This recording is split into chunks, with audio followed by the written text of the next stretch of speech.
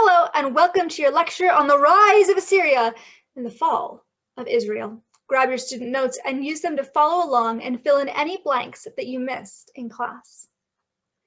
Assyria, a nation closely related to Babylon, was a warlike kingdom that expanded into empire, only to shrink during the Bronze Age collapse and grow again during the 8th century BC.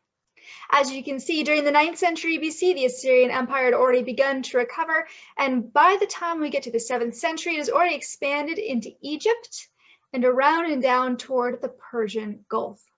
With the exception of the Israelites, the cultures around the Mediterranean were polytheistic. That means they believed in and worshipped multiple gods.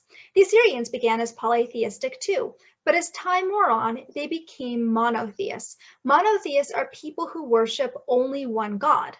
In the case of the Assyrians, that god was Ashur. It's important to remember that as a monotheistic society in a world of polytheists, just because they only worshipped one god does not mean that the Assyrians only believed in one god. On the contrary, evidence suggests, even evidence later in this lecture, that they did believe in the existence of multiple gods, but they chose to worship the one they thought was the most important, Ashur. Like the Babylonians, the Assyrians were excellent doctors. They knew how to disinfect wounds, they performed complicated surgeries, and unlike Western physicians even 200 years ago, they knew to wash and disinfect their hands before treating patients. More than their monotheism or their medicine, however, the Assyrians were renowned for their military. They were warriors. Their army was large, well-organized, and armed with the latest military technology, including iron weapons and armor, which they were the first to mass produce. The Assyrians were military innovators as well. Their invention of the army boot, for example, enabled them to fight all year round. As historian Paul Krawczyk writes in his book Babylon, they now wore the Assyrian military invention that was arguably one of the most influential and long-lasting of all, the army boot. In this case, the boots were knee-high leather footwear, thick-soled, hobnailed, and with iron plates inserted to protect the shins, which made it possible for the first time to fight on any terrain, however rough or wet, mountain or marsh, and in any season, winter or summer. This was the first all-weather, all-year army.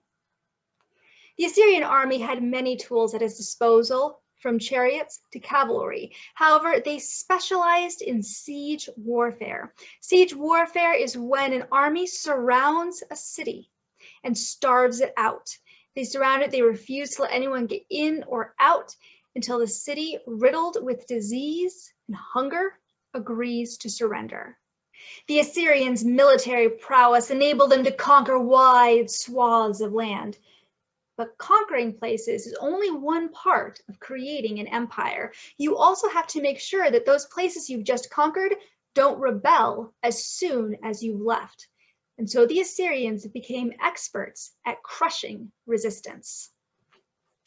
I built a pillar over against the city gate, wrote Assyrian king Ashurnasirpal II, and I flayed all the chiefs who had revolted, and I covered the pillar with their skins. Some I impaled upon the pillar on stakes, and others I bound to stakes round the pillar. I cut the limbs off the officers who had rebelled. Many captives I burned with fire, and many I took as living captives. From some I cut off their noses, their ears, their fingers. Of many I put out their eyes. I made one pillar of the living and another of heads. And I bound their heads to tree trunks round about the city. Their young men and maidens I burned with fire. The rest of their warriors I consumed with thirst in the desert of the Euphrates. The Assyrians were infamous for their cruelty. They tortured to death anyone who dared to stand against them. The Assyrians understood, however, that fear alone was not enough to stop people from rebelling. In fact, if all the places they'd conquered simply hated the Assyrians for their brutality, they might rebel no matter what the consequences. Therefore, the second part of the Assyrians' policy for preventing resistance was its relocation policy. When the Assyrians had captured an area, they would move defeated peoples from their home countries to other parts of the Assyrian Empire. This had two main benefits. The first was that it meant that the Assyrians could take people with skills they wanted to use and put them in places in the Assyrian Empire where those people could use those skills for the benefit of the Assyrians. The other benefit, however, was they knew that if they moved people away from their home countries, away from the places that they knew in the history that made them who they were, they would quickly become Assyrian and not want to rebel because they thought of themselves as Assyrian. Think of it this way. If you live in the United States, your ancestors probably came from somewhere else, be that Europe or Asia, South America, or Africa. When your ancestors came over to the United States, at first they probably thought of themselves as being Lithuanian, Chinese, Brazilian, wherever they originally came from. However, as time went on, they began to think of themselves more and more as American. Their children would certainly think of themselves as American, and if your ancestors came over more than a couple generations ago, you probably think of yourself as American and not at all as Lithuanian, or as Brazilian, or as Chinese. In the same way, when the Assyrians would move people from one part of the empire that had just been conquered to another, those people would soon start to think of themselves as Assyrian, and certainly their children and grandchildren would think of themselves as Assyrian first, and wherever it was that they came from, second or not at all. This two-pronged policy of cruelty to punish rebellion and relocation to reshape people's identities until they thought they were Assyrian was extremely effective, including against the northern kingdom of Israel. As the Assyrian army marched toward the Mediterranean, it was inevitable that it would come into contact with the Israelites. At first, both the northern kingdom and Judah chose to stave off the Assyrians by becoming tributaries. 2 Kings relates how Pul, king of Assyria, invaded the land, that is the land of the northern kingdom, and King Menahem gave him 1,000 talents of silver to gain his support and strengthen his own hold on the kingdom. Menahem exacted this money from Israel. Every wealthy person had to contribute 50 shekels of silver to be given to the king of Assyria. So the king of Assyria withdrew and stayed in the land no longer. The records of the Assyrian king confirm the deal. I received tribute from Kushashbi of Komagene, he writes, Rezin of Damascus, and Menahem of Samaria, Samaria being the capital city of the northern kingdom. Judah was not far behind.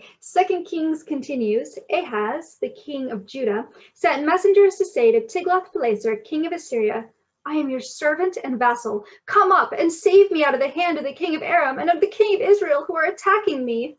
And Ahaz took the silver and gold found in the temple of the Lord and in the treasuries of the royal palace and sent it as a gift to the king of Assyria. So now both Judah and the northern kingdom are Assyrian tributaries. It doesn't take him very long to figure out that they would rather not be.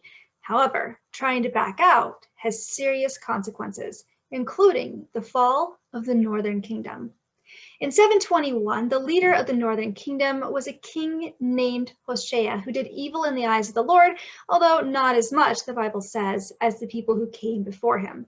And King Hoshea thought it would be a good idea to stop paying tribute to Assyria and seek alliance instead with Egypt, presumably so that when the Assyrians got really mad at him, the Egyptians would back him up. It didn't work that way. The Assyrians came in, they threw King Hoshea in prison, and then proceeded to besiege and conquer the northern kingdom until everyone had surrendered. Or, as the Assyrians put it, I besieged and conquered Israel, brags King Shalmaneser of Assyria. I led away 27,290 of its people. From among them, I formed a contingent of 50 chariots. I made those remaining behind assume their social positions. I installed over them one of my officers and imposed upon them the tribute of the former king. So in other words, the Assyrians pursue their normal policy. They besiege, they conquer, they relocate. What happens to those 27,000 relocated Israelites? They become known as the 10 lost tribes of Israel. Remember, one of the purposes of the relocation policy was to make sure that people didn't rebel by teaching them that they were Assyrian instead of whatever they were before. And it worked on the Israelites just as well as it had worked on everyone else. When those 27,290 Israelites were relocated into Assyrian territory, they forgot their heritage and began to think of themselves as Assyrian. We have no further record of them. It's as though they just disappeared. Now, when you move 27,000 people out of an area, you're gonna leave a bit of a gap behind. So, says 2 Kings, the king of Assyria brought people from Babylon, Cutha, Ava, Hamath, and Sepharvaim, and settled them in the towns of Samaria to replace the Israelites. They took over Samaria and lived in its towns. These people would end up worshiping God alongside their own gods, but that's not how it started out. When they first moved there, of course, these settlers brought their own religions with them and just worshiped their own gods. This made God really angry, and he sent lions to kill them. And here's where the story gets really interesting, because when the Assyrian king hears of what's going on about all these lion attacks, he recognized immediately that this was the work of an angry deity. And so he ordered that a captive priest from the Israelites be sent to Samaria to teach the settlers there how to worship God properly. In other words, even though he had probably never even heard of the God of the Israelites, let alone how to worship him, he immediately thought, oh, lion attacks, that means angry God. That means they need to learn how to worship properly. We're going to fix this problem by sending a captive priest over to Samaria. Ended up working. The settlers started to worship God, like I said, alongside their own gods, and the lion attacks stopped. These Assyrian settlers living in Samaria would eventually become the people known as Samaritans, as in the Good Samaritan, and their relationship with the other Jews was fraught. When King Hoshea of the northern kingdom of Israel defied Assyria by stopping tribute, the result was swift destruction of his kingdom and the disappearance from history of his people who were relocated into the Assyrian Empire and forgot that they had ever been Israelite. But then again, King Hoshea did evil in the eyes of the Lord. King Hezekiah of Judah, who did not, had better luck. King Hezekiah, who reigned from about 715 to 686 BC, became king at about 25 years old. Unlike his father, King Ahaz, the one who had started paying tribute to the Assyrians, he followed God and is known as being a good and devout king. Like King Hoshea had, King Hezekiah made the decision to stop paying tribute to the Assyrian Empire. Not only that, but he may even have been part of a widespread rebellion against the Assyrians. The Assyrians retaliated. King Sennacherib of Assyria invaded Judah, and King Hezekiah quickly backtracked on his no tribute rule, paying Sennacherib silver and gold from the temple of the Lord in order to convince him to leave.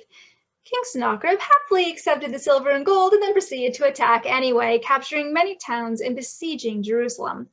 Desperate, King Hezekiah turned to God. When King Hezekiah turned to God for help, God declared that he would defend Jerusalem as an angel of death among the Assyrians.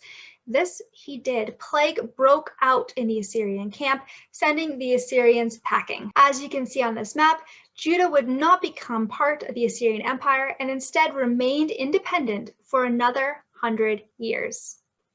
100 years is far from forever, however, and next week we'll talk about Judah's eventual fall when we discuss the Babylonian exile. See you next week.